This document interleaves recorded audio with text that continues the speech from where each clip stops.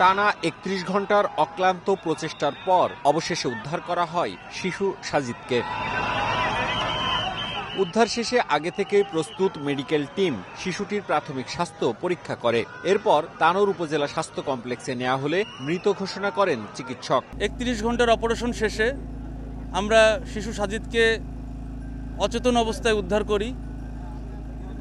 আমরা আসলে কিছুটা বাচ্চার নিথর দেহটা ধরার পরে আমরা একটু ইমোশনাল হয়ে গিয়েছিলাম কিছুক্ষণের জন্য।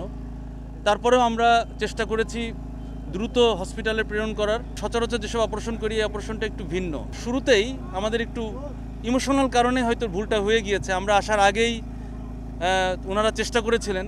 এই চেষ্টাতে আসলে ওই সময় তার এই যে ৮ থেকে ৬ ইঞ্চির, আমরা বলছি ৬ ইঞ্চি, বাট আসলে এটা প্রথমে ছিল ৮ ইঞ্চি, এই ডায়ার একটা ছোট ইসের মধ্যে যখন চেষ্টা করা হয় তখন কিন্তু অনেক মাটি পড়ে যায়।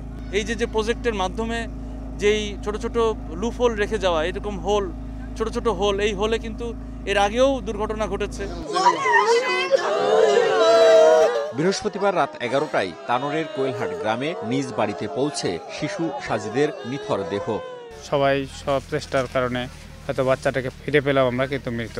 এত কম বয়সে একটা বাচ্চা একটু গর্তের মধ্যে পড়া হয়ে গেছে, এটা আসলে ভাই খুবই দুঃখজনক ব্যাপার। ৪০-৪৫ ফিট একটা গর্তে একটা বাচ্চা চলে যাচ্ছে, এটা অবহেলা, এটা তো কোনো সময় পূরণ করা হয়নি। তার এই জিনিসটার একটা সুস্থ তদন্ত করে সুস্থটা বিচার চাই আমি।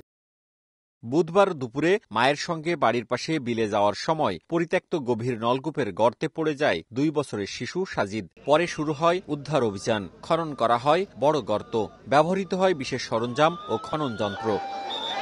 ফায়ার সার্ভিসের ৮টি ইউনিটের চেষ্টায় বৃহস্পতিবার রাত ৯টার দিকে মাটির প্রায় ৫০ ফুট গভীর থেকে শিশুটিকে বের করে আনেন ফায়ার সার্ভিসের কর্মীরা।